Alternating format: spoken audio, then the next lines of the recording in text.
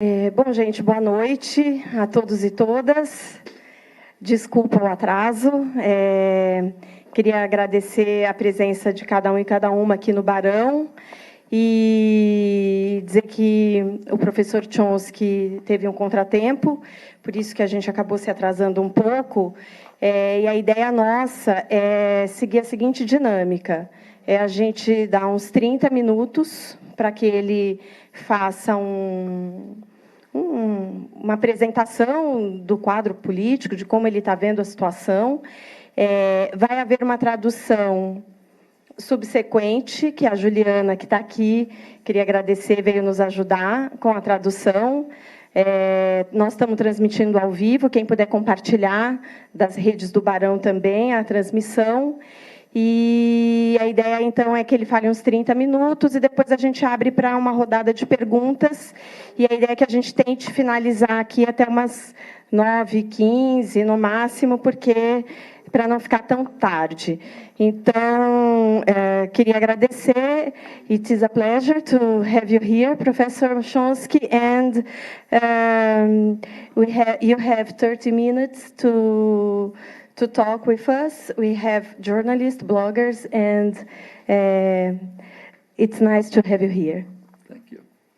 Thank you. Glad to be here. I think I'll say a few words about two extremes of international media. Begin with the media that are considered to be most free and open, those of the United States and England, which pride themselves on the free press. Then a few words about Latin America, which is notorious internationally for the very narrow constraints on the media and the very right-wing orientation. Eu queria falar algumas palavras sobre dois extremos da lida com a imprensa. Primeiro, sobre a dita imprensa do mundo livre, né? A vanguarda do mundo livre, que seria a imprensa da Inglaterra e dos Estados Unidos. E, em seguida, sobre a imprensa latino-americana, que é conhecida por ter uma orientação bastante direitista e com pouco espaço para qualquer opinião divergente. So, to begin with the free press in the West, I'll start with a observation by George Orwell in a book that you've all read, Animal Farm, but a part of the book that you probably haven't read, the introduction to Animal Farm, which was suppressed. The introduction points out that the book, Animal Farm, is a satire based on the totalitarian enemy. But he adds that the free people of England shouldn't be too self-righteous, because in England, unpopular ideas can be suppressed without the use of force. Para começar, eu queria falar sobre a imprensa inglesa e queria citar uma passagem de um livro que todos nós lemos, que é do George Orwell, Fazenda dos Bichos, né? A Fazenda dos Bichos, no qual ele fala que ele está fazendo uma sátira do mundo totalitário, mas que a Inglaterra não deve ficar muito cheia de si, considerando que, na Inglaterra, opiniões divergentes costumam ser suprimidas sem o uso da violência. And Orwell doesn't say very much about how the suppression of ideas takes place. Actually, he just has two sentences. One reason, he says, is the press is owned by wealthy men who have every reason not to want certain ideas to be expressed. And the second reason, he says, is a good education. If you've gone to Oxford and Cambridge, you just have instilled into you the understanding that there are certain things it just wouldn't do to say. O Orwell não fala muito sobre como essas ideias divergentes são suprimidas, mas ele fala pelo menos duas formas como isso acontece.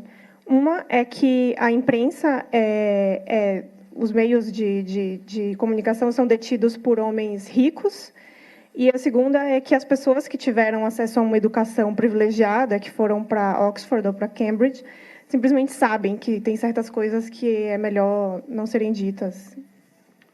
Well, as I said, his introduction was suppressed. It was found in his unpublished papers about 30 years after the book appeared.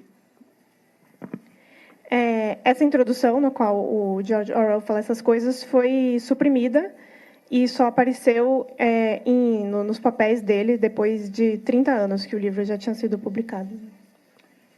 If we look closely at the media in the free societies like the United States, we find that Orwell's 2 points are very well substantiated.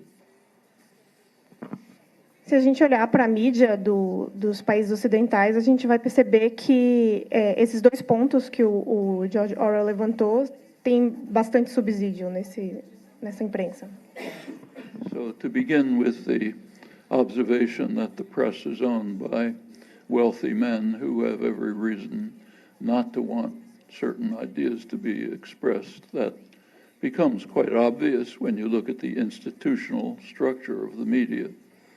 So the major media are huge corporations, often owned by even bigger corporations. They, like other businesses, they have a product which they sell to a market. The market is advertisers, meaning other corporations. The product is you, the people who read and see on television. So the structure of the media is big corporations selling people, consumers, to other corporations, advertisers.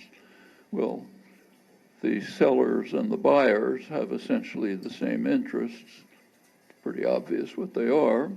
And from that, you can draw some conclusions about the likely framing of issues, choice of issues, and content of the media. Se a gente observa a estrutura de como a imprensa funciona nesses países ocidentais, a gente vai ver que são grandes corporações que pertencem a corporações ainda maiores e que vendem seu produto, né, as notícias, para anunciantes, que são, na verdade, os verdadeiros clientes dessas corporações. Então, a gente tem um negócio em que os produtores dessas notícias e seus clientes, que são os publicitários e as empresas de publicidade, têm os mesmos interesses. E são esses interesses que guiam como essas notícias vão ser modeladas e o que vai ser interessante de ser impresso.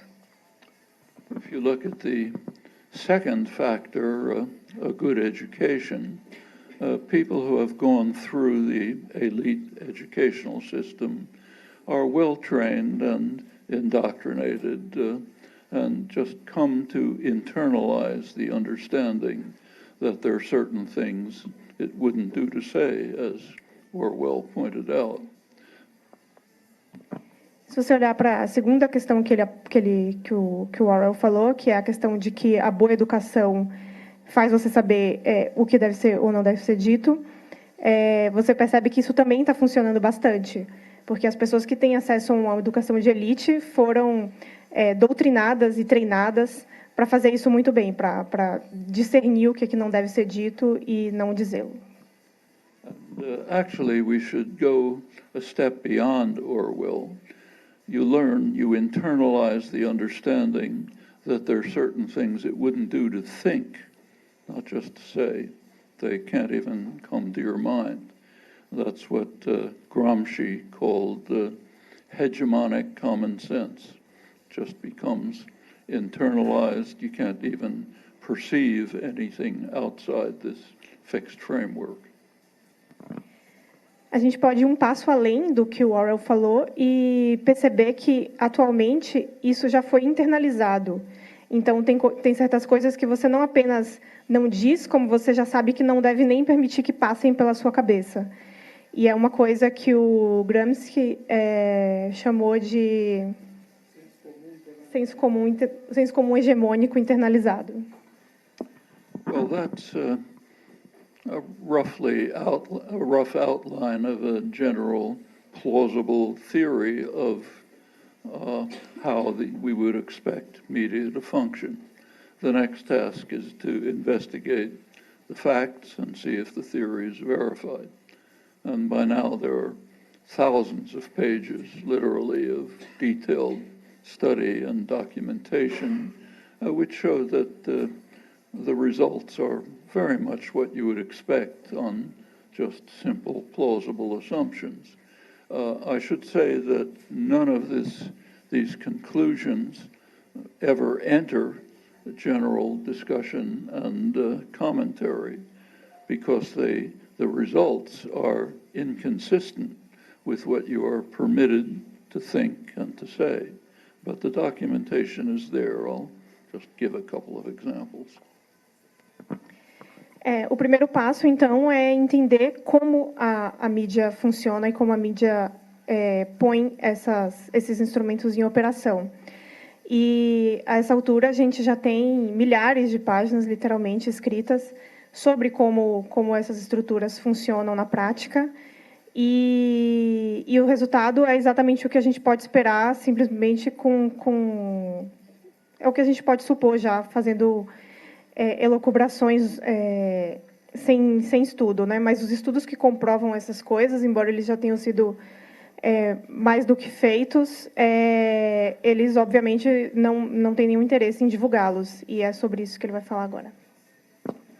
Just to take examples, let's take the two worst crimes that have been carried out since the Second World War. The first one is the U.S. invasion and destruction of Indochina. The second is the U.S.-British invasion of Iraq, which is having hideous consequences right today.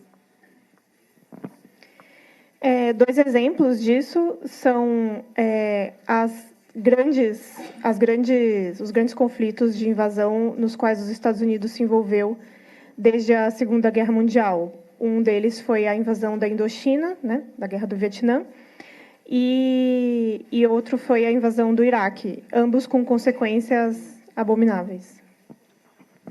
At the end of the Vietnam War ended in 1975, and of course there was huge commentary across the spectrum.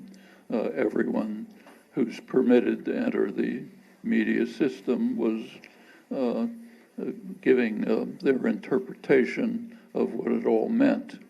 And if you look at the spectrum of opinions, it goes from what are called the hawks to the doves. The hawks said if we had fought harder and hadn't been stabbed in the back, we would have been able to achieve victory in the noble cause. That was one end of the spectrum. A Guerra do Vietnã terminou em 1975 e desde lá você tem muitas opiniões a respeito dela, mas basicamente se dividem entre dois campos, né? Um dos campos acha que os Estados Unidos poderia ter vencido a guerra se tivesse tido uma estratégia melhor e que isso teria servido a uma causa nobre.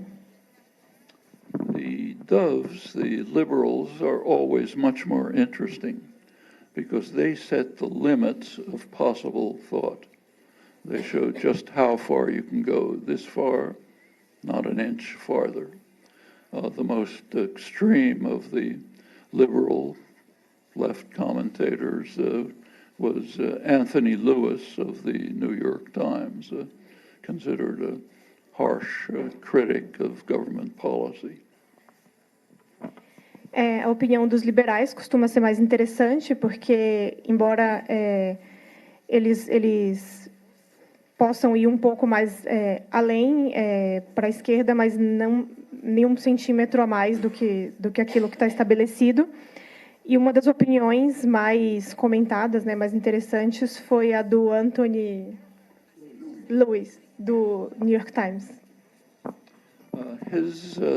I'll quote him, his interpretation was that the war began with blundering efforts to do good. How do we know that? Well, the U.S. was doing it, so therefore it follows by definition that it was an effort to do good. You don't have to look any farther. Why was it blundering? Because it failed. So it began with blundering efforts to do good, but he said by 1970 it was clear that the war was a disaster and the United States was not able to impose democracy and freedom in Vietnam at a cost acceptable to us. A opinião desse jornalista é basicamente de que a guerra começou como um esforço incrível, porém inócuo, de fazer o que era certo. E a gente sabe que era fazer o que era certo simplesmente porque era os Estados Unidos que estavam fazendo. Então, por definição, seria fazer o que é certo. E inócuo simplesmente porque eles perderam a guerra. E a partir da década de 70, quando ficou muito claro que aquela guerra era invencível, o que ficou claro, na verdade, é que os Estados Unidos não iam conseguir impor a democracia e a liberdade naquele país a um custo que fosse aceitável para os Estados Unidos. Interestingly, at the same time, there were careful studies of American public opinion. And American public opinion held by a large majority, maybe 70%, that I'm quoting, the war was fundamentally wrong and immoral and not a mistake. That was never reported.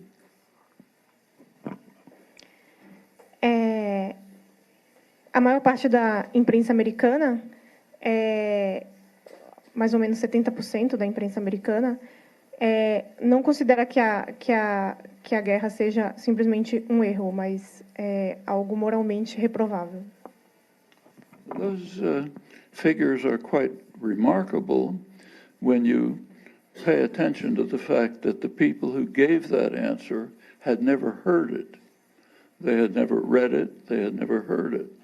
All that they heard was blundering efforts to do good, which turned out to be a mistake. Those figures continued as long as the question was asked in polls up till about 1990. Same percentage of the population said the war was fundamentally wrong and immoral, not a mistake. And each person figured that out on his own. They never heard it. Todas as vezes que eles fizeram pesquisas de opinião, a resposta da população foi essa, de que a guerra não era um erro, era uma coisa moralmente reprovável. E cada uma dessas pessoas que chegou a essa conclusão de que a guerra era moralmente reprovável teve que chegar a essa conclusão sozinha, porque as opiniões que eram divulgadas eram essas de que a guerra era um esforço maravilhoso, porém inócuo. Nunca essas opiniões de que podia ser uma coisa moralmente reprovável eram veiculadas. Interestingly, by 1990, the distinguished social scientist who was running the polls finally asked an interesting question. He asked, what do people mean when they say the war was fundamentally wrong and immoral and not a mistake? And he concluded they must mean that the United States should not waste its energy, effort, and expenses on foreign wars. Well, that's one possible interpretation.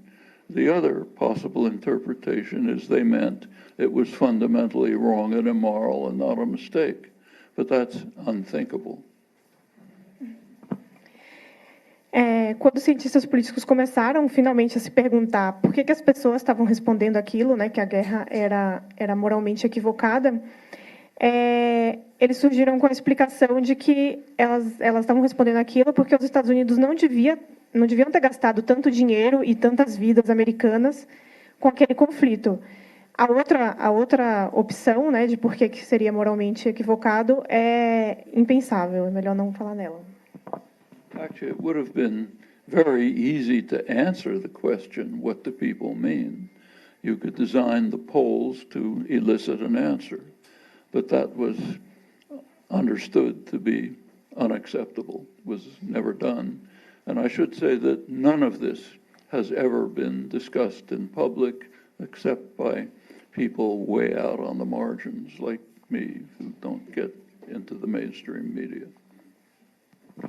Seria fácil obter a resposta das próprias pessoas se você fizesse uma pesquisa aberta, perguntando, uma pesquisa qualitativa, perguntando por que elas achavam que a guerra era moralmente inaceitável. Mas isso não foi considerado viável, plausível, né? Ninguém queria, de verdade, ouvir essa resposta. E a outra opção de resposta só foi dada por pessoas que estavam muito fora da margem da mídia mainstream, como o próprio professor Chomsky. Well, there's more to say about this, which is interesting. The idea that the war was a failure. It's very interesting to look into that, but time is short, so I won't do it. Let's turn to the Iraq War. The Iraq War was strongly supported across the spectrum by elite opinion when it began. But after a while, when it turned out badly, it started to be criticized. The sharpest criticism is, for example, President Obama, who's honored and respected because he regarded the war as a strategic blunder.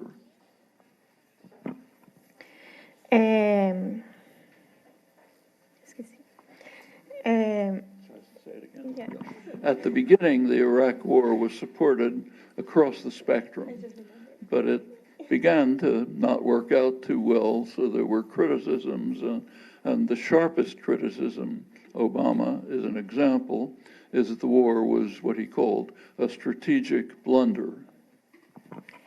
A guerra, no começo, foi completamente apoiada pela elite, e quando as coisas começaram a dar errado, esse apoio começou a arrefecer. Mas a crítica mais pesada que essa guerra ouviu, ainda assim, foi a do presidente Obama, que considerou a guerra acabei de esquecer, um erro estratégico. That was not an original comment. So, for example, in 1943, German generals regarded Hitler's two-front war as a strategic blunder. He should have first attacked England and left Russia for later. We don't honor German generals for having taken that position, but we do highly respect liberal opinion in the United States for taking the same opinion. Essa opinião acerca do erro estratégico não é uma opinião original do Obama, né? Foi uma opinião que algumas pessoas tiveram, alguns generais alemães tiveram em relação à derrota nazista para a Rússia, por exemplo. E a gente condena esses generais, mas a gente, ao mesmo tempo, permite que os liberais tenham essa opinião sobre o Iraque de erro estratégico sem maiores consequências. Well, let me quickly turn to Latin America, and I'll just give a couple of personal examples. At the time of the U.S. war against Nicaragua in the 1980s, the Sandinista government was bitterly condemned for having harassed La Prensa by, it published constantly, but they limited the amount of newsprint and several other such harassment. So very harshly criticized for their repressive acts. I was invited by a friend in Nicaragua, Cesar Jerez. Father Cesar Jerez is a distinguished figure in the Jesuit community, originally from Guatemala. He had to flee Guatemala when the general said they were going to kill all the Jesuits. He went to El Salvador, where he was very close to Archbishop Romero. When Romero was assassinated, he fled to Nicaragua. Nicaragua in the 1980s was like Paris in the 1930s. People who fled from the vicious dictatorships that the U.S. had imposed ended up in Nicaragua. Na Nicarágua, nos anos 80, teve uma questão de uma falta de liberdade de expressão, né, com vários veículos sendo fechados ou calados, e o professor Chomsky foi convidado por um amigo acho que para dar uma palestra lá. Não, it's okay. Por um amigo dele que, na verdade, era o original da Guatemala e não da Nicarágua. E ele falou muito, esqueci. The background doesn't matter. So Father Jerez, who was a friend, invited me to come to Nicaragua 1989, towards the end of the fighting, and to spend a week living in the Jesuit house, which was kind of fun, and study La Prensa, just investigate, do an analysis of La Prensa for the past several years. Em 1989, ele passou uma semana na Nicarágua, a convite desse amigo, para estudar um jornal específico chamado La Prensa. It was quite interesting. It turned out that the journal La Prensa was quite openly supporting the attack against Nicaragua. Nothing hidden. It was calling for the Contra guerrillas to win the war. It was quite publicly supporting the war. If a journal like that had existed in any Western country, it would not only have been suppressed, but the editors would have been lucky if they were in jail. They probably would have been put before a firing squad, supporting an attack on the country openly at the very time when the country was under attack. That nothing like that has ever happened. But in Nicaragua, the fact that the journal was permitted to publish, but subject to some limits, was used as a basis for attacking the Sandinista government. Well, I published this, but of course couldn't be discussed. Nobody in the United States could even think about this. Esse jornal, La Prensa, ele estava apoiando a guerra enquanto a guerra estava acontecendo. Algo que não aconteceria na maior parte dos países ocidentais. E mesmo assim, os Estados Unidos não apenas não estavam atentos a isso, como jamais discutiriam isso. Não estava dentro do campo de coisas que a gente poderia falar. Take another example in Venezuela. In Venezuela, under Chavez, there was tremendous criticism of the Chavez government because must have been about 2006. The public television station, RCTV, was moved to a smaller channel. And again, the government was bitterly condemned in the United States, in England, and France for these repressive acts. De novo, em relação à Venezuela, sob Hugo Chávez, a Venezuela foi duramente condenada pela Inglaterra, pelos Estados Unidos e por outros países ocidentais, simplesmente porque um canal de televisão, RCTV, foi trocado para canal menor. I actually wrote at the time saying that I agreed with the criticism. I thought they shouldn't have done that. And I also agreed with the almost universal comment in the West that it couldn't happen here.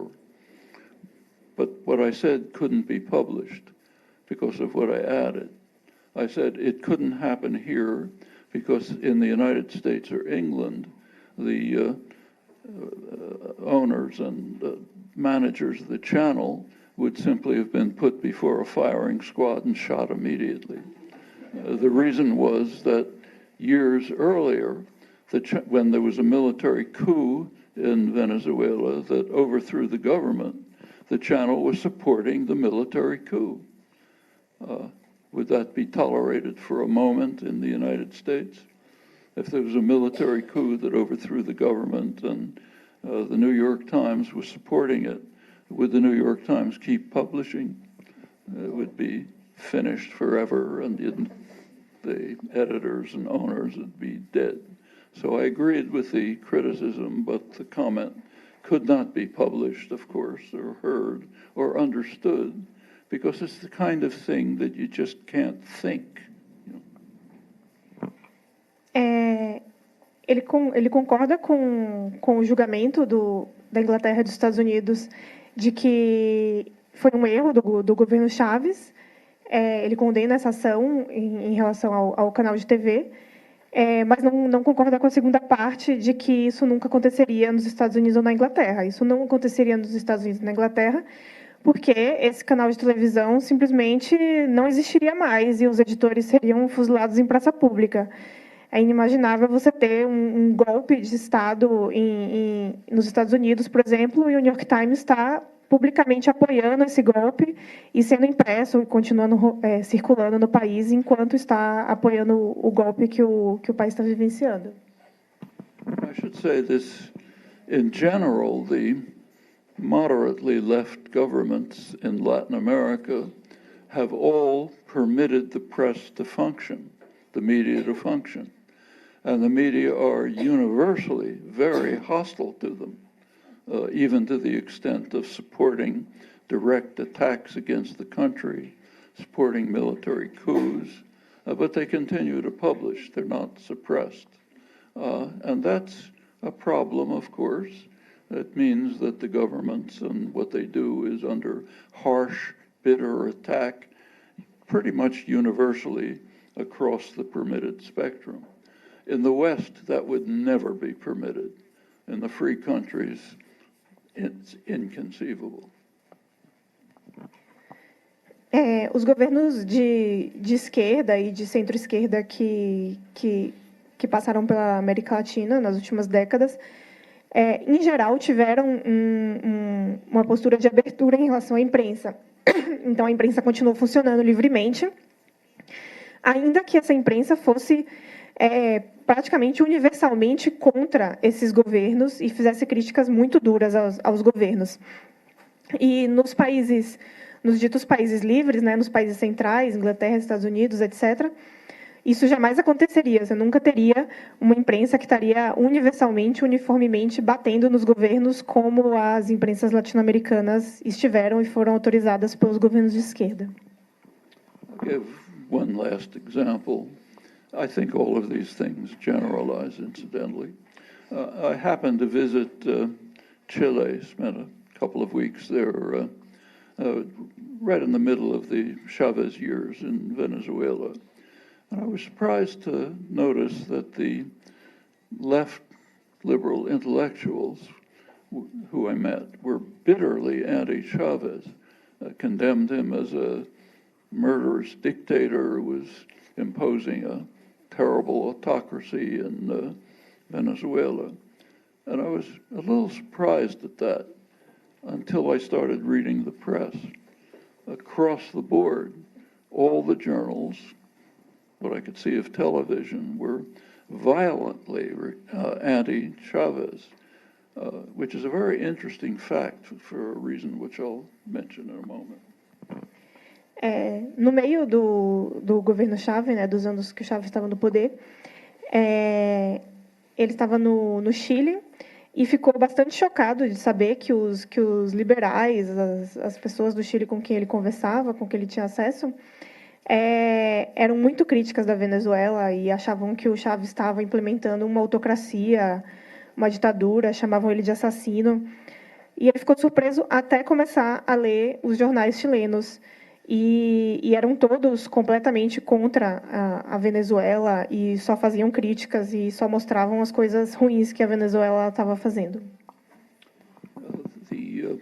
As I'm sure you know, there's a major polling agency, Latino Barometro, based in Chile, which does extensive polling of public opinion throughout Latin America. And they, of course, were carrying out the polls in Venezuela.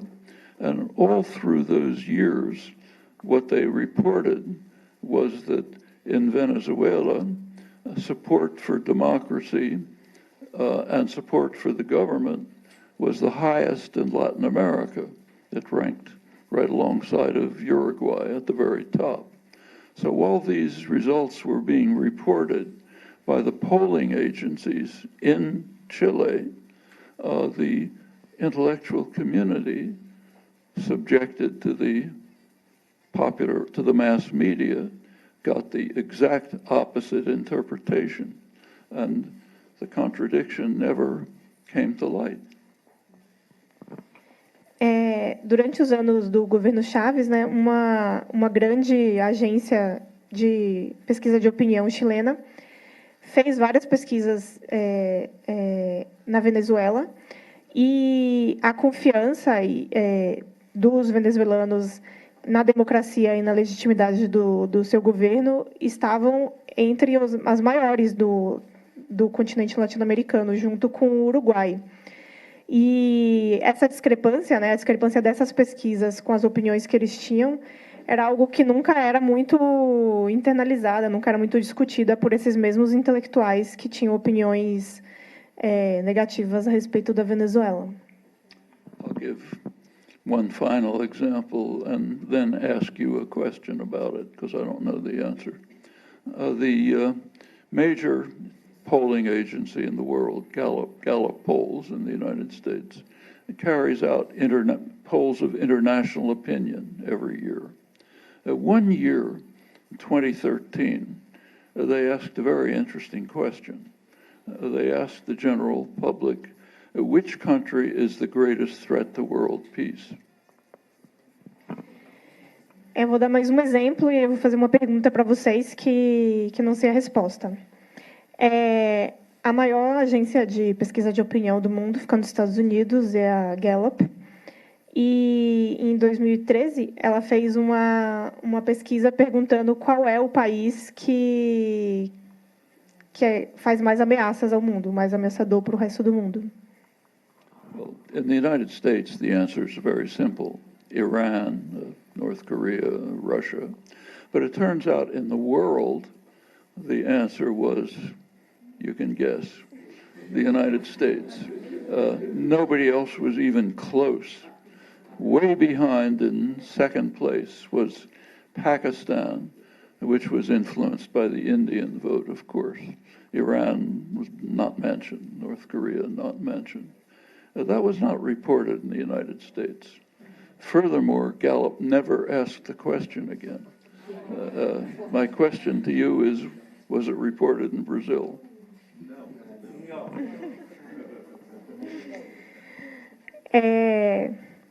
Nesse ano que a Gallup fez essa pergunta, a resposta nos Estados Unidos foi sempre Irã, Rússia, Coreia do Norte. E no resto do mundo a resposta foi basicamente Estados Unidos. E essa pesquisa nunca foi publicada nos Estados Unidos, e depois disso a agência resolveu parar de fazer essa pergunta. That, remember, was in the Obama years, the progressive years. You can guess what the answer would be today if anyone could ask the question, but it's the kind of question you cannot even think of asking. All of this is brief, of course, but I think this is a pretty fair indication of what the media are like in the free countries and in Latin America, which again is notorious internationally for the right-wing monopolization of the media. Isso tudo aconteceu durante os anos Obama, que teoricamente foi o governo progressista. Então, você pode imaginar o resultado dessa pesquisa hoje. Mas aí a gente aprendeu que certas coisas não se perguntam e não se dizem. Essa apresentação foi breve, mas acho que dá para cobrir um pouco da situação do panorama atual da imprensa nos ditos países livres e na América Latina, que é conhecida por ser um monopólio midiático da direita. Well, it's tempting to go on. There are many wonderful examples, but let me stop here and turn it over to you. É tentador continuar, porque os exemplos não faltam, mas a gente vai parar por aqui e abrir para as perguntas. Obrigada, professor. Thank you, Professor Chomsky. Juliana, vou te dar para você. Pessoal, vamos fazer assim. Professor, we do 3 questions, and then you answer, and then another 3, and you answer until the time. Ok? Paulo Henrique, Pedro. Pode vir aqui na frente, Paulo, por favor, porque nós estamos... Desculpa, eu não estou enxergando, Rita. Então, 3... Aí você anota e aí, peraí. Paulo Henrique, Pedro, depois você. Aí a gente passa para ele responder e abre mais 3. Se apresenta, Pedro. Ok. Se apresenta. Professor Chomsky, eu sou um jornalista há muito tempo e hoje me dedico especialmente ao trabalho de fazer uma cobertura política na internet.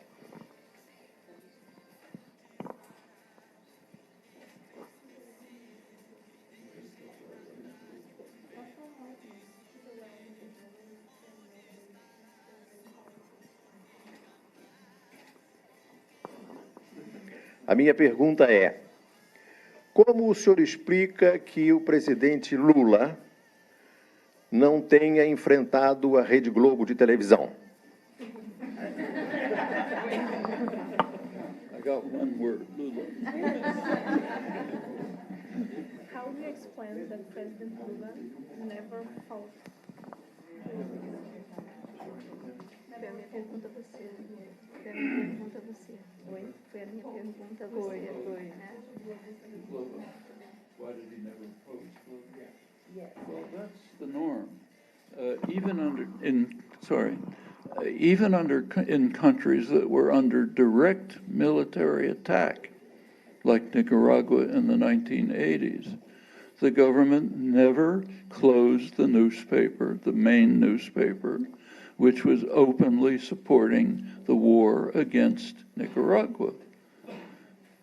Same thing happened in Venezuela after the military coup. So what happened here is normal.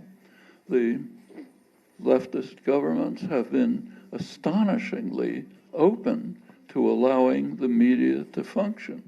And they have been under bitter attack from the West because of mild harassment of journals, which in the West would have been instantly suppressed, and the owners and managers would be lucky if they were in jail. It's a dramatic fact. Brazil's another case. Isso que aconteceu no Brasil não foi exceção, foi a regra. A esquerda, que esteve no poder da América Latina, foi incrivelmente aberta, surpreendentemente até aberta, a deixar a imprensa funcionar do jeito que ela queria.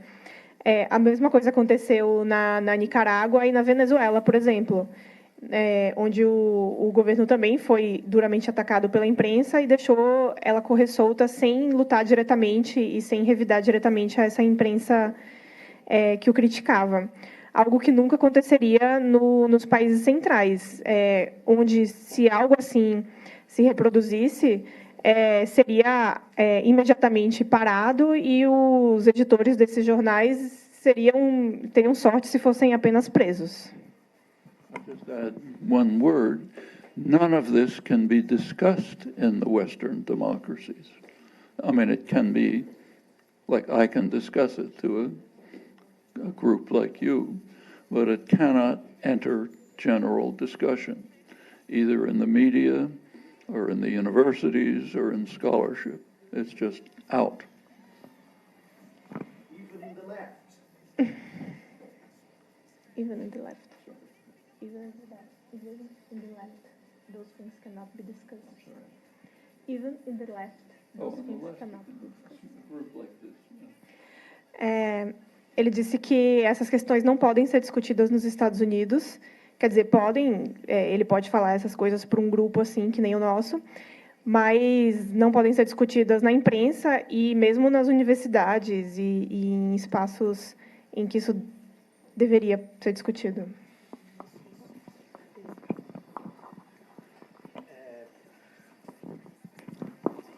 Professor Chomsky, boa noite. A pergunta que eu tenho aqui é para o Diário do Centro do Mundo. O senhor disse em diversos artigos e em diversos textos, e não só o senhor, mas muitas pessoas da mídia, inclusive global, que o Brasil talvez fosse se tornar um colosso. A gente não chegou lá por conta de operações contra a corrupção, como a Lava Jato, operações anticorrupções que estão alinhadas aos Estados Unidos? É isso que eu queria saber.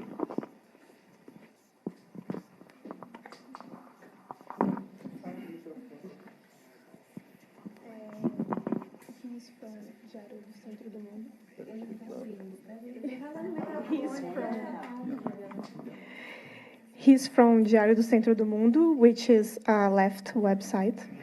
And the question was, in many of your articles, you said that Brazil could be a great country, could be a colossus. And it never happened. And why it never happened? It was because of... It was because United States interfered and because of the troubles with corruption and Lava Jato. I'm sorry, could it never become a great country? Is that what it Could be. could be? Well, as I understand. Well, if you go back about a century, analysts were predicting that Brazil would be what was called the Colossus of the South, the major country of the global South. And in fact, it did happen. It happened during the Lula Amorim years. Brazil became the most respected country in the world. It was literally right in the center of the world stage. It was carrying out very important actions. It organized the global South in a way which had never happened before, and it lasted until the collapse of the Lula and the Rousseff governments. That's exactly what was achieved, and it could be achieved again. There's every reason why it could. Ele disse que isso, de fato, se tornou realidade, que durante os anos Lula e Dilma, o Brasil se tornou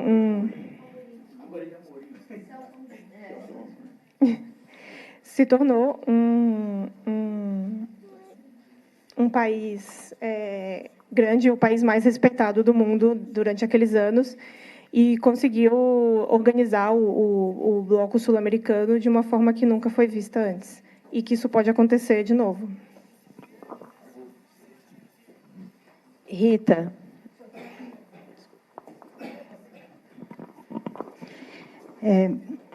Meu nome é Rita, eu venho de um conselho de um projeto de comunicação pública que foi desmontado aqui no Brasil, E também, como várias pessoas aqui, sou de um movimento aí por mídias livres no Brasil, mais democráticas. Mas a minha pergunta ela, diz respeito a uma sociedade internacional que eu gostaria de ver não como o saco de batatas, mas como uma sociedade que pudesse manifestar solidariedade ao povo brasileiro de uma forma efetiva, e particularmente ao povo dos Estados Unidos. Eu vou fazer minha pergunta, mas você quer traduzir antes? Ou pode continuar? Pode continuar, né? Eu estive no seu país durante a eleição do Obama e eu pude testemunhar essa negação da realidade, até numa exposição sobre o Iraque, onde as pessoas acompanhavam aqueles telegramas, numa exposição grande, um telegrama que autorizava a tortura no Iraque. E eu perguntei se aquilo era uma autocrítica do povo dos Estados Unidos. Está vendo finalmente aquele diálogo sobre tortura. E a moça, a curadora da exposição, disse que não, que aquilo era uma reflexão sobre até onde a humanidade poderia ir. Então, eu entendi que ali o universo de humanidade estava concentrado nos Estados Unidos. E isso me faz pensar se a negação do discurso, a falta de informação que as pessoas têm, e essa cultura de ter sempre razão numa cena internacional, se ela, na verdade, molda a cabeça das pessoas de forma que elas passem gerações até entender as ameaças que nós estamos vivendo hoje. Me desculpe porque essa pergunta foi muito longa.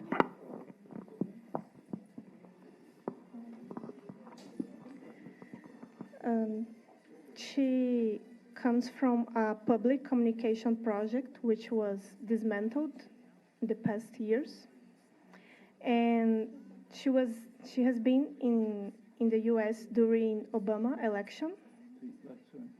She has been in the U.S. during Obama election, and she went to an exhibition in which they exposed a telegram in which the U.S. government allowed torture in Iraq. Allowed. Torture.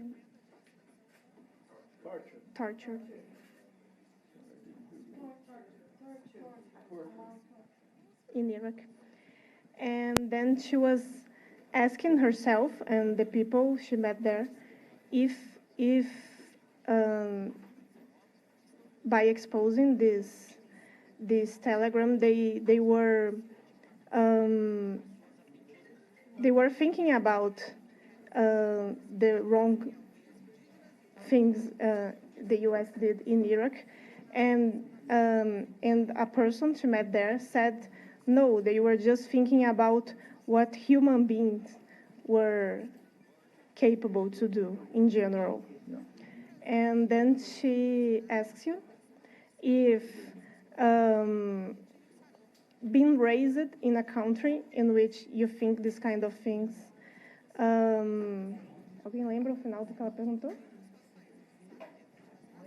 O final da sua pergunta? Essa negação da realidade para ter sempre razão se molda, se é capaz de moldar gerações e impedir que elas se levantem contra as ameaças que estamos vivendo hoje. If the fact that people in the U.S. are raised to think they are always right is stopping generations to fight against things that are happening throughout the world, just like they are happening here. If being raised to think that as a country, the U.S. is always right, is stopping people, new generations, to act and to speak out about things like what is happening here in Brazil. In the world. Not only in Brazil, in the world. In the world, the sport of torture. Yes. Well, there's some very interesting things to understand about the use of torture in the Iraq War. One thing is that it's not at all clear that it was illegal under U.S. law, because the U.S. never signed the torture convention. Technically, there is an international torture convention, and technically the U.S. signed it. But when the U.S. very rarely signs international conventions, but whenever it does, it adds what are called reservations that says not applicable to the United States. So the United States signed the Genocide Convention, but not applicable to the United States. When the U.S. signed the Torture Convention, they added a reservation which excluded the methods that are used by the CIA for torture, what are called, go into the details, but they were explicitly excluded. Of course, that doesn't get reported. That's the first point. É interessante falar da questão da tortura no Iraque, porque até agora a gente não sabe nem se era um crime, porque os Estados Unidos nunca assinaram a Convenção contra a Tortura. E mesmo quando os Estados Unidos assinam essas convenções internacionais, eles costumam colocar o que eles chamam de reservas, e essas reservas geralmente dizem que aquilo não se aplica aos Estados Unidos. Então, eles assinaram a questão da tortura, mas excluindo todas as práticas que a CIA, as práticas de tortura que a CIA perpetrava no Iraque.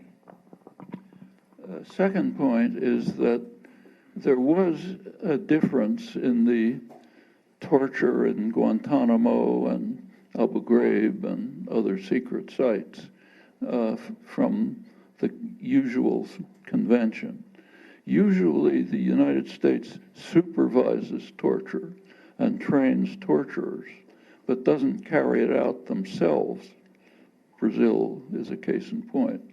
That's standard all over Latin America, over Southeast Asia, Vietnam, Korea, all over Latin America. What was different this time under George W. Bush was that American soldiers were directly carrying out the torture instead of training torturers and supervising torturers. So that was considered somewhat problematic. Teve uma especificidade na questão da tortura no Iraque, porque, ao contrário do que acontece na maior parte dos outros casos, em Guantánamo, nas ditaduras latino-americanas, do que aconteceu no Brasil, onde os Estados Unidos geralmente supervisionam e treinam torturadores, mas não torturam eles próprios, no Iraque foram os próprios soldados americanos que fizeram a tortura, e isso foi considerado, de algum modo, problemático. Third point to bear in mind is the question, why did they carry out this extreme torture? Well, there were good reasons. When the U.S. and Britain invaded Iraq, they had to have a justification, of course. And there were two justifications. One was the claim that Iraq had weapons of mass destruction. The second was the claim that Saddam Hussein was working with Al-Qaeda. Okay? Both were plainly false. But to try to find some information to justify them, you had to resort to extreme measures.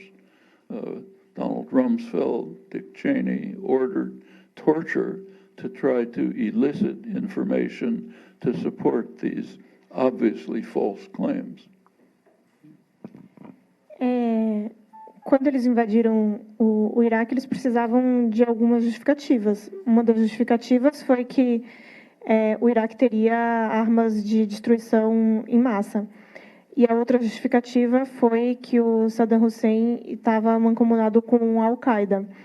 E, embora as duas justificativas fossem completamente falsas, eles precisavam levantar dados e depoimentos dando suporte a essas afirmações. E, para isso, eles precisavam perpetrar essas torturas hediondas para conseguir obter as informações de que, enfim, para que as pessoas mentissem enquanto estavam sendo torturadas, de que aquelas informações eram verídicas. Final point is that, of course, there's complete impunity. Nobody would think of charging Rumsfeld and Cheney with ordering and supervising torture. Maybe some of the very low-level people, you know, a soldier somewhere who did something wrong might be fined or something, but not the people who ordered it. They're immune, and that's universal.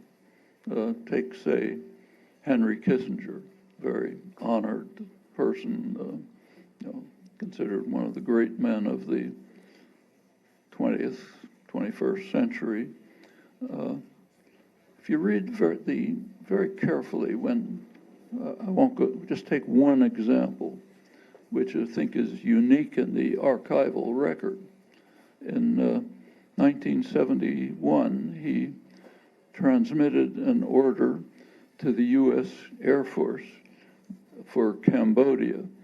And what he said was, massive bombing campaign in Cambodia, anything that flies against anything that moves. That is a call for genocide of the kind that I don't think you can find in the archival record. A questão final disso é sempre a impunidade, né? Porque ninguém foi julgado, ninguém foi punido por essa tortura. Talvez algumas pessoas, alguns soldados de baixa estatura, mas não ninguém da elite do exército. Um exemplo disso é o Henry Kissinger, que em 1971, no Camboja, liberou uma ordem para que basicamente se atirasse, né, fizesse ataque aéreo sobre qualquer coisa, qualquer alvo que tivesse em movimento. Actually, that phrase made it into the New York Times in a very interesting way. When President Nixon had secret tapes, and they were released at a certain point.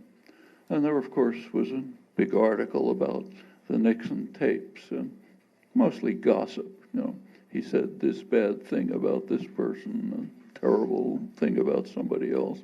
And in the middle of the article, there was this sentence, anything that flies against anything that moves. Nobody commented on it, not a word. The interesting things were the gossip, not a call for genocide on the part of a very honored, respected figure, Henry Kissinger. Well, that tells you quite a lot about the general intellectual culture in the liberal intellectual community. Essa frase, na verdade, chegou até a ser publicada no New York Times, no contexto em que as fitas do Nixon vazaram e foram publicadas pelo jornal, mas o jornal se concentrou muito mais nas fofocas, em quem falou mal de quem, do que nessa frase que chamava para o genocídio, né?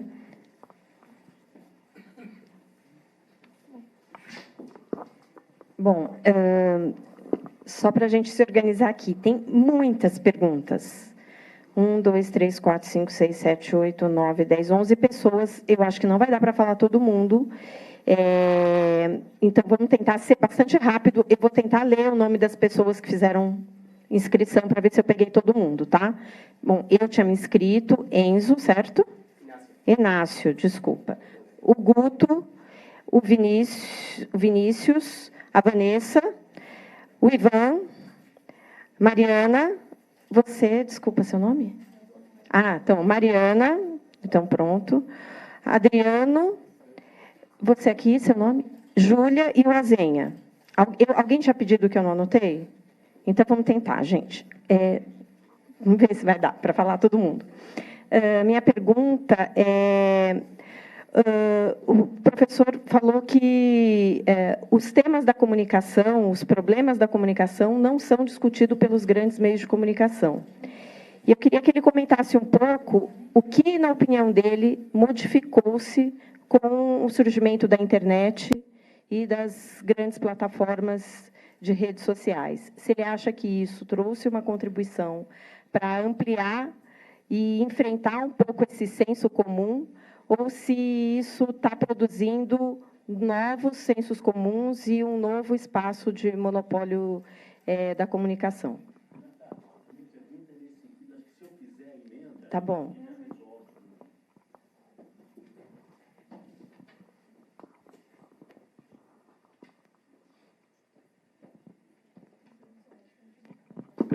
Perdão. A pergunta é nesse sentido. Este quadro conceitual, esse quadro de funcionamento da grande mídia, da mídia tradicional, pode ser alterado, modificado, ele potencialmente pode ser mudado por essas novas tecnologias, ou essas novas tecnologias, essa nova forma, será também incorporada nessa grande estrutura de funcionamento da mídia moderna?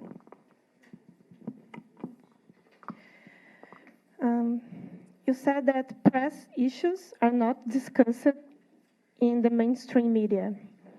And they are asking you if, with the rise of internet and social media, those things can be discussed, or if they are just going to produce another common sense and are going to be overtaken by new monopolies. Well, I think the answer is really up to people like you. These are areas of contestation right now. Probably here, but in the United States, there's a question arising about what's called internet neutrality. The internet was created by the public, like most of high technology. It's produced by the dynamic state sector of the economy, computers, internet, satellites. It all comes from public expense for decades, and then is finally handed over to private corporations for profit. The internet is an example. Now, it's in the public domain, but handed over to private corporations. Now, the question is, can they use it for their purposes? In the case of net neutrality, that means can Google and the others decide to permit rapid internet service to corporations for advertising and leave the rest of the population to get by somehow? Well, the Trump administration just put that through. It's going to, if it's maintained, it would have a big effect. So, in general, this is an area of contestation right now, and how it comes out will depend on how the public reacts. We can be very certain about how the government and the major corporations will react. Their interest is obvious. And the question is, can the public defend itself?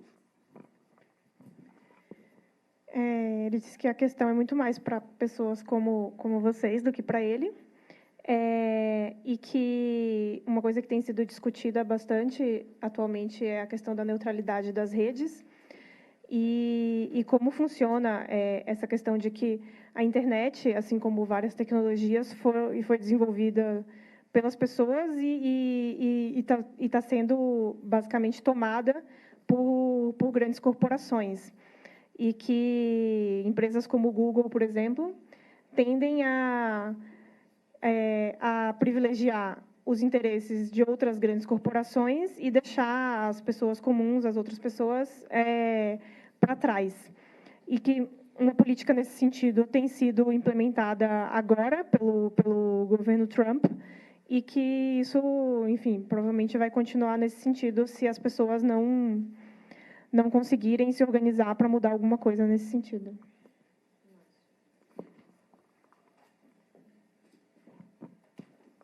Prazer, Nacho Lemus, da Telesur. Faria 30 perguntas, mas vou tentar fazer rápido. A gente tem dados sobre juristas que estudaram nos Estados Unidos, que agora estão atuando nas guerras jurídicas no Brasil. Queria saber se tem também dados das narrativas da construção da corrupção como uma narrativa regional, também nos Estados Unidos. Se tem algum movimento nos Estados Unidos para tentar implementar esse discurso a nível regional, E dois, rapidinhos, qual é a avaliação do papel da OEA nas intervenções militares, no avanço do militarismo na região? Primeira, qual que é a repercussão nos Estados Unidos das narrativas da corrupção? A gente sabe que tem juristas brasileiros que estudaram nos Estados Unidos que hoje estão atuando nas guerras jurídicas. Queria saber se também a gente encontra aqui no Brasil uma união entre os meios de comunicação e o sistema judiciário. Queria saber se nos Estados Unidos também tem essa aliança também entre esses setores e se isso se implementa aqui desde lá.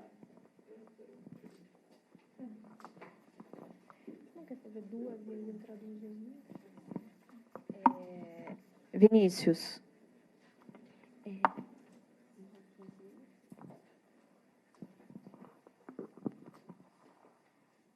Posso eu mesmo traduzir, se você preferir. É bem rápido. Professor Chomsky, do you think in the near future the United States could elect a socialist government? Would the American establishment allow for that? And what impact would that have in the world? Minha pergunta é se no futuro próximo os Estados Unidos poderia eleger um governo socialista, se o establishment da política americana permitiria, e que impacto isso poderia ter no mundo?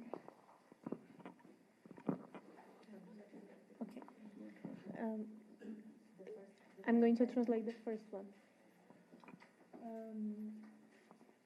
We have many people here, Brazilians, they are going to the United States to study law. And they are coming back here with American ideas about how law works.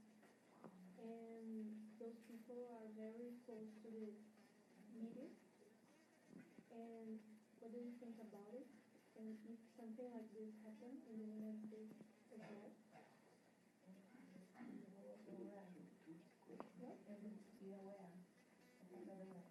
And what is FOIA in this? Oh, yes. Well,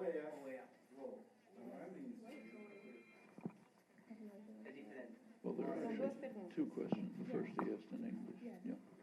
Yes, it's two questions. Yeah. So would the U.S. establishment permit a socialist government? No, this is the second question. That's the first question. Okay. Second is about Brazilians who study law in the United States and come back. Well, the first question, the answer would depend on exactly what is meant by a socialist government. The way the term socialist is used now, it means moderate social democrat. So, for example, Bernie Sanders calls himself a socialist, but actually his views, which I think are very healthy for the United States, wouldn't have surprised President Eisenhower. In fact, Eisenhower said very similar things. But the spectrum of opinion has moved so far to the right during the neoliberal years that what used to be called conservative is now called socialist. So,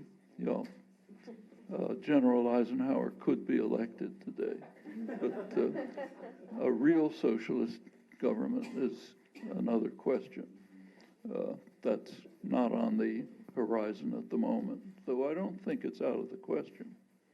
And in fact, elements of what could be a much more free, socialist society are being constructed inside the country. It basically is following the advice of Bakunin to build the institutions of the future within the current society, like worker-owned enterprises, cooperatives. Many such developments are taking place, and they could have an effect. Turn to the second question.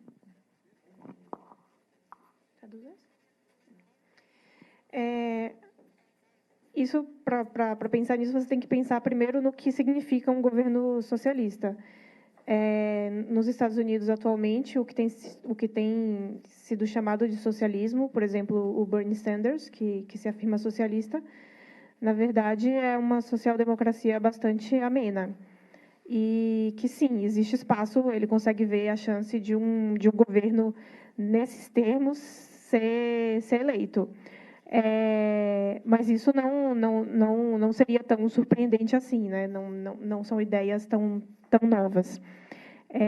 Já um governo, de fato, socialista, seria muito mais difícil e não é uma opção que esteja na mesa agora, embora ele também não ache que seja uma coisa impossível de acontecer um dia nos Estados Unidos.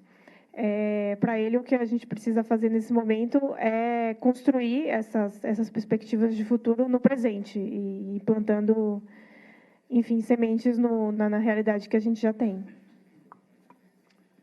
Well, on the second question, it depends exactly what they're studying when they go to the United States.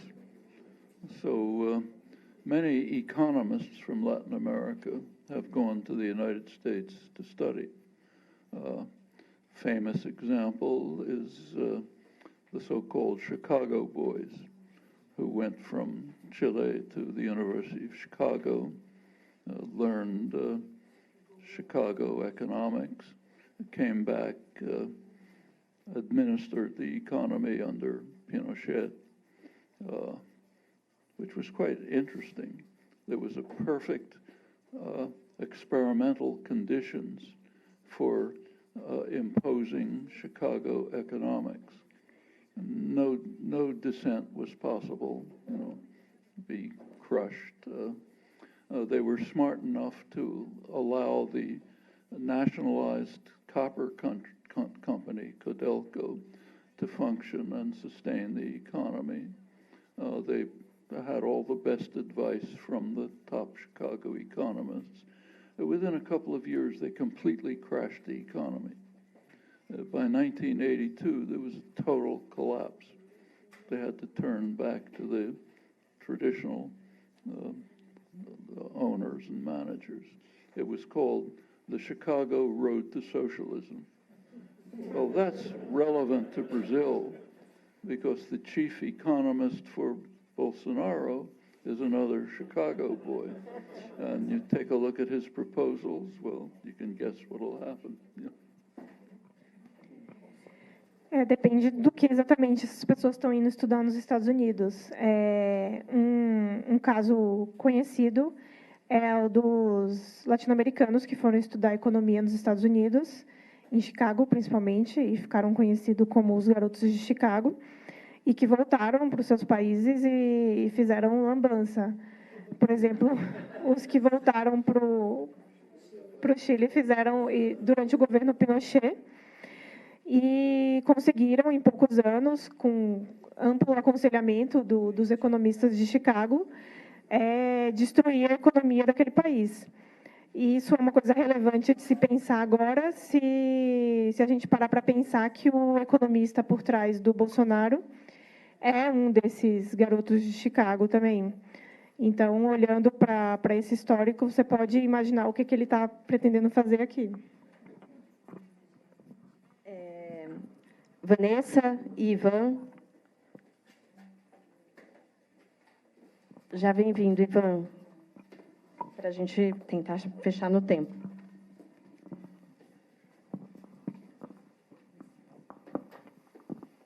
Boa noite, professor. Eu sou Vanessa Martina Silva, editora da revista Diálogos do Sul.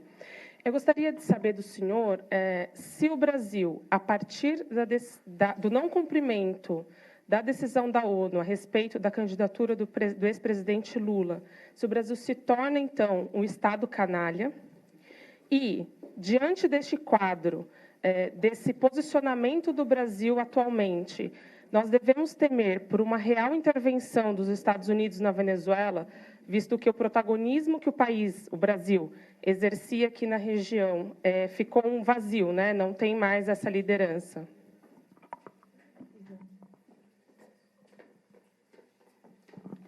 Boa noite, professor. Meu nome é Ivan, jornalista da revista Fórum. Minha pergunta é se você avalia que a era de conciliação entre democracia e neoliberalismo, se ela está sendo esgotada, se não há mais possibilidade de governos neoliberais serem democráticos, visto que no Brasil, por exemplo, uma agenda neoliberal está sendo imposta através de um golpe de Estado e que isso já foi observado também em outros países da América Latina. Obrigado.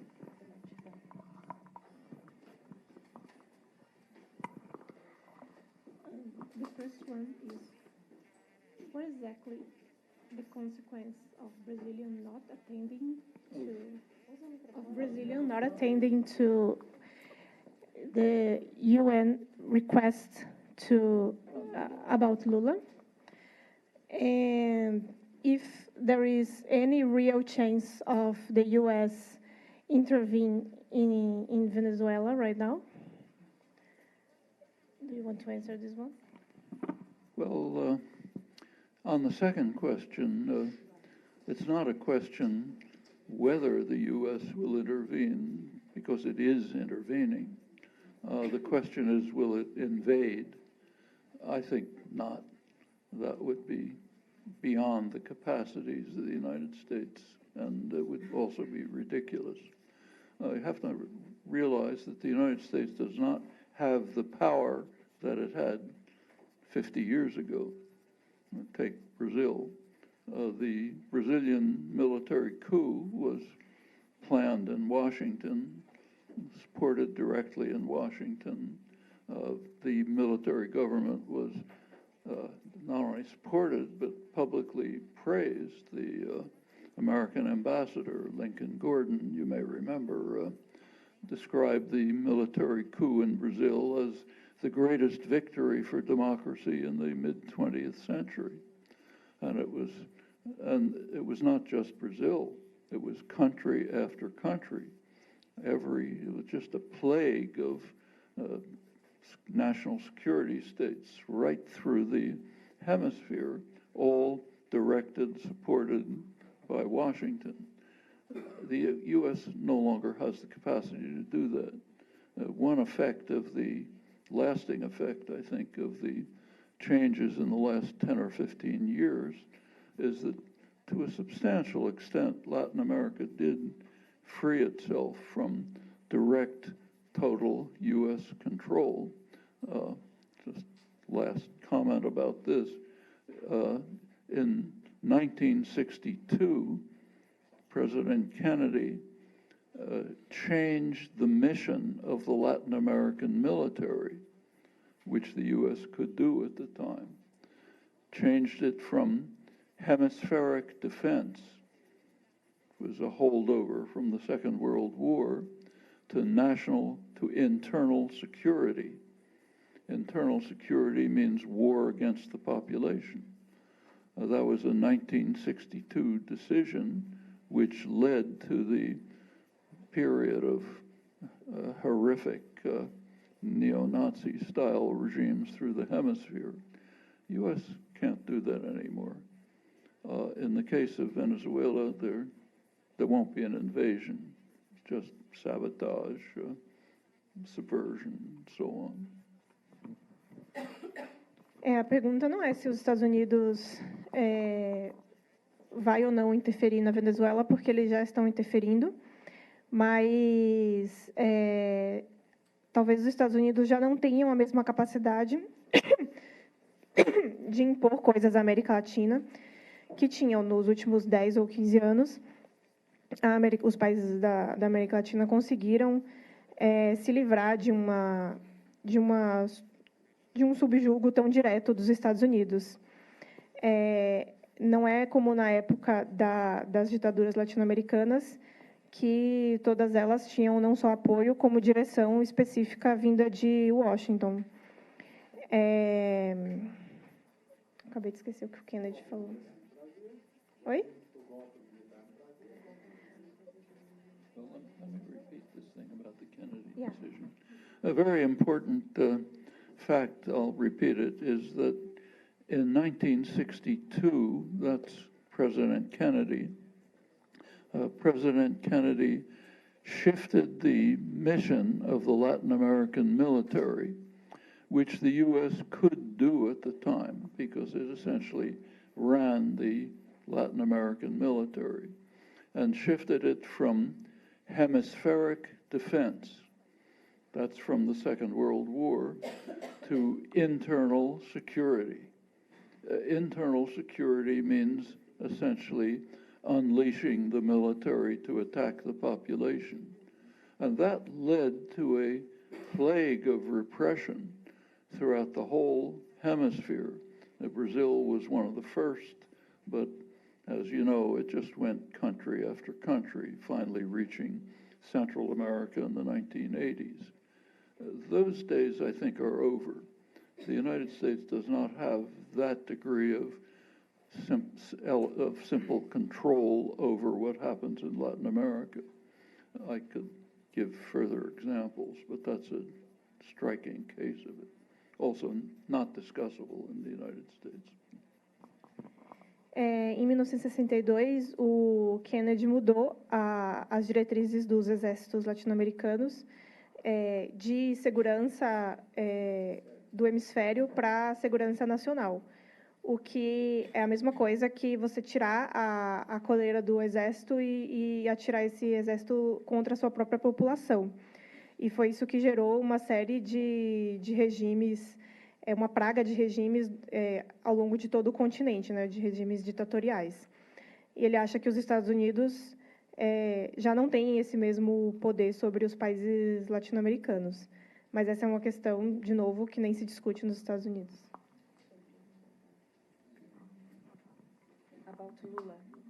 About Lula, the UN recommendation. Oh, yes, sorry.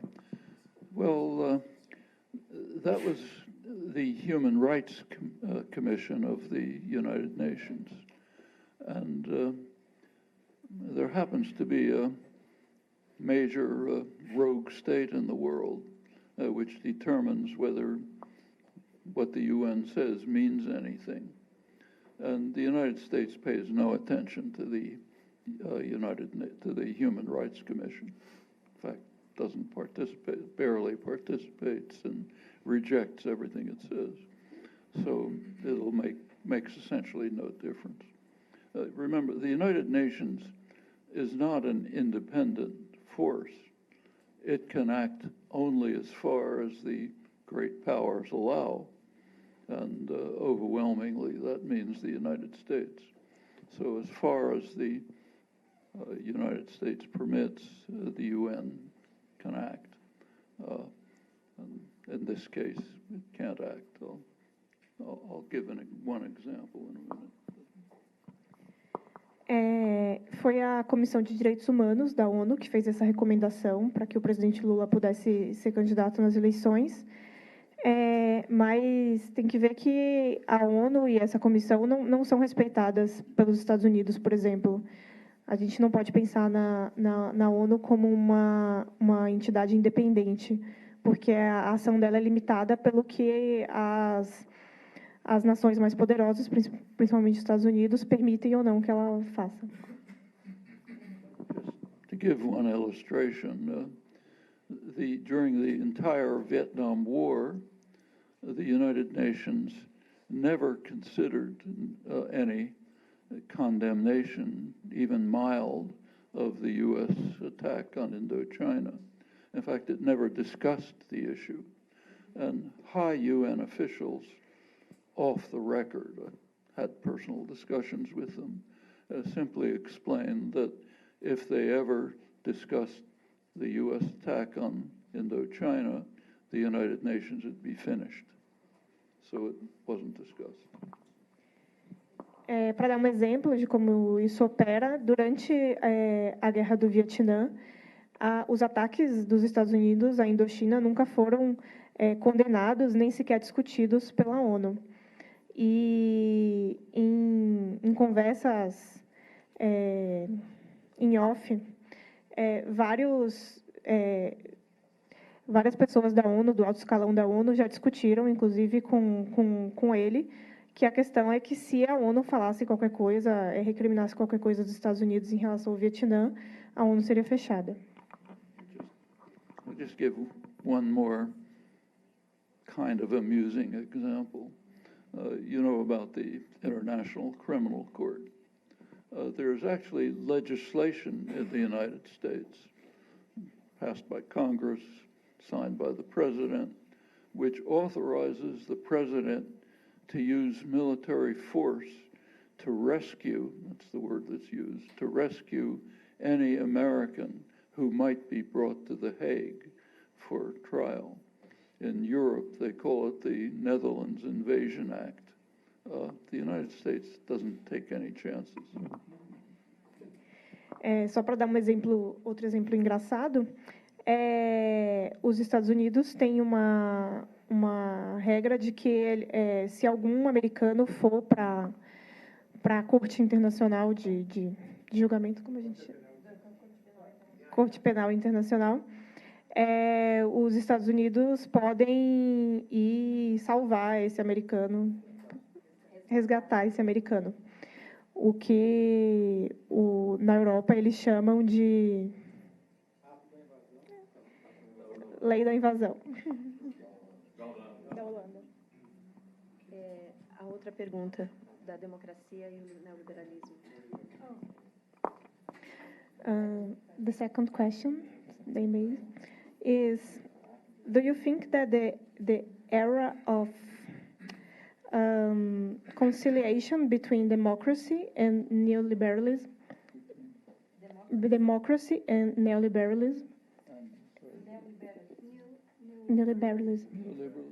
is over? Can they live together?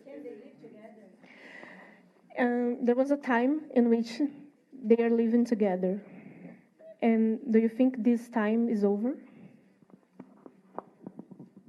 Again, that's basically up to people like you. It's not given by God, you know. These are decisions that are made by systems of power. If they're permitted to function, they will act in their own interests. In fact, put aside neoliberalism for a moment. That's had harsh enough effects, but there's much worse things than that happening. Everyone who's literate should be aware that we're facing a very severe crisis, existential crisis, that will determine whether human society can survive, namely the growing crisis of global warming. If fossil fuels continue to be used the way they're being used today, within another generation or two, we may see a rise in sea level of maybe 10 meters. Just think what will happen to the world. So what are power systems doing? Maximizing the use of fossil fuels. Not just the government. The big banks, for example, are extending their investments in fossil fuels, knowing very well that what they're doing is threatening the existence of human society. There's nothing in history like this. There's no word in the language to describe what's happening, but it brings out very sharply why not just neoliberalism, but the whole capitalist system is a suicide pact. Its fundamental principle is you have to make profit tomorrow, no matter what the consequences are, even when you know that the consequences are essentially destruction. if that continues, the species can say goodbye to each other. De novo, essa é uma questão que está nas mãos de gente como vocês. Se esses poderes forem autorizados a agir de acordo com seus interesses, sim, eles vão agir de acordo com seus interesses e contra os interesses da maior parte da população.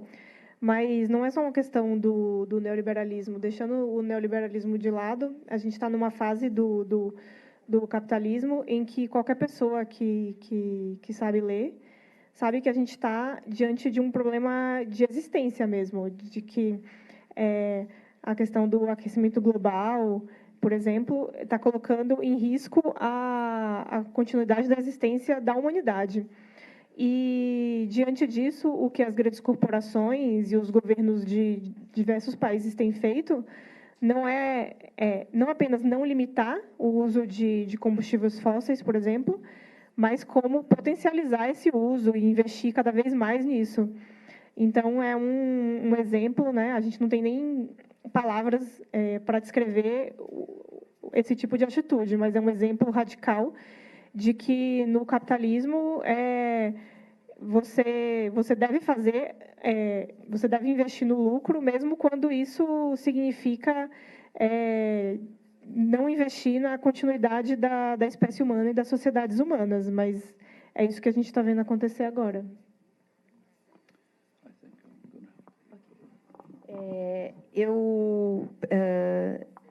Tivemos 10 perguntas, tínhamos mais 4 inscritos, mas nós tínhamos um acordo de horário com o professor Chomsky, que nós terminaríamos às 9h15, estamos terminando às 9h18. Eu queria pedir desculpa para o Azenha, para a Júlia, para a Mariana e para o Adriano, mas a gente encerra por aqui. Queria agradecer, I'm glad. Thank you, Professor Chomsky, for being here with us this night. And I certainly, if someone can talk a little bit with you. And obrigada a todos. E if you want to say some words to finish, and we finish tonight. Thank you very much. It's a pleasure to be with you.